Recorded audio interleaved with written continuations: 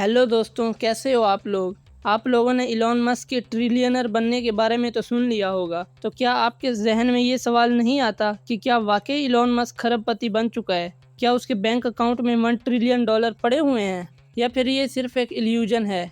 क्योंकि Elon Musk खुद कहता है कि उसके पास उसकी टोटल वेल्थ का सिर्फ 0.1% कैश ही है, तो बाकी पैसा कहाँ है, और क्या वो $1 ट्रिलियन वाली बात का कुछ और मतलब है। तो इस वीडियो में हम जानेंगे कि इस दुनिया के सबसे रिच बंदे की अमीरी का राज क्या है और उसने ये पैसा कहाँ छुपाया हुआ है।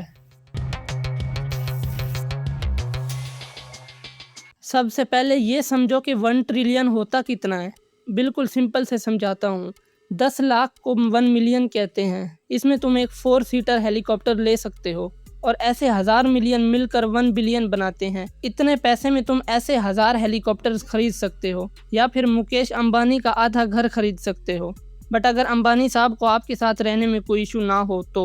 और फिर आता है 1 ट्रिलियन, जो कि 1000 बिलियन के बराबर होता है। इतने पैसों में तुम मुकेश अंबानी के घर जैसे 500 घर खरीद सकते हो, या फिर 660 बुर्ज खलीफा खरीद सकते हो। इसको तुम इस तरह भी समझ सकते हो कि इस वक्त दुनिया में सिर्फ 21 कंट्रीज ऐसे हैं जिनकी जीडीपी $1 ट्रिलियन से ज़्यादा है, और अब इलॉन मस्क इस नंबर को क्रॉस कर चुका है। और ये इतना बड़ा नंबर है कि अगर इलॉन मस्क के बाद में आने वाले टॉप 4 रिचेस्ट लोगों की नेटवर्थ को भी जमा कर लिया जाए, तब भी वो इलॉन मस्क तक नहीं पहुंच सकती। तो अब सवाल आता है कि इलॉन भैया यहाँ तक पहुँचे कैसे, कौन से बंगाली बाबा के पास जाते थे, या फिर ये उनकी अपनी मेहनत है। उसके लिए सबसे पहले ये समझो कि इलॉन मस्क के पास 6 कंपनीज हैं, जिनमें से स्पेसएक्स और टेस्ला की वैल्यूज $1 ट्रिलियन से ऊपर की हैं। स्पेसएक्स की वैल्यू $2.2 ट्रिलियन से ऊपर है, और इलॉन मस्क के पास इस कंपनी के 38% शेयर्स हैं। और टेस्ला की वैल्यू $1.5 ट्रिलियन है, और इसमें इलॉन मस्क का हिस्सा 20% का है। तो इस तरह इन दोनों कंपनीज की टोटल वैल्यू का 58% हिस्सा इलॉन मस्क का बनता है, जो कि $1 ट्रिलियन से ऊपर हो गया है। इसी वजह से इलॉन मस्क को ट्रिलियनर डिक्लेयर कर दिया गया है।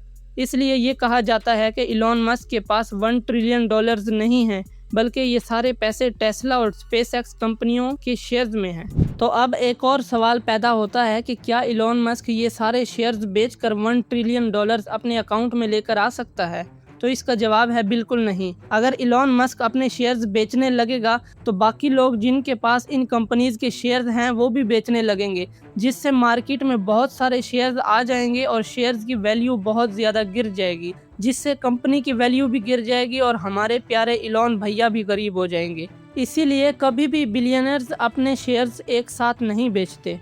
तो क्या इलॉन मस्क का ट्रिलियनर होना झूठ है? इसका जवाब है बिल्कुल भी नहीं। जैसा कि मैंने पहले बताया कि इलॉन मस्क के पास $1 ट्रिलियन से ज़्यादा के शेयर्स हैं, तो लीगली वो ट्रिलियनर बन चुका है। नो मैटर वो पैसे उसके अकाउंट में हैं या उसकी कंपनीज के शेयर्स में। बट दुनिया का पहला खरबपति बनने का जो मज़ा है ना, वो सिर्फ इलॉन भैया ही ले सकते हैं। बट अभी भी वो ये कह रहे हैं कि मुझे और पैसा चाहिए ताकि मैं मार्स पर अपने अगले प्रोजेक्ट्स पर काम शुरू कर सकूं। तो हमें इलॉन भैया से क्या सीखना चाहिए? यही कि हम में पैसे की लालच कभी भी ख़त्म नहीं होनी चाहिए। सॉरी। हमें इलॉन मस्क से ये सीखना चाहिए कि असल दौलत सिर्फ बैंक बैलेंस का नाम नहीं। कभी कभी इंसान की असल दौलत उसके बनाए हुए बिजनेसेस और उनमें उसकी ओनरशिप की होती है। और बाकी अगर आपको ये वीडियो थोड़ी सी भी अच्छी लगी है तो अपने भाई को सपोर्ट कर देना। लाइक, सब्सक्राइब, शेयर, कमेंट सब कर देना, जो भी कर सकते हो।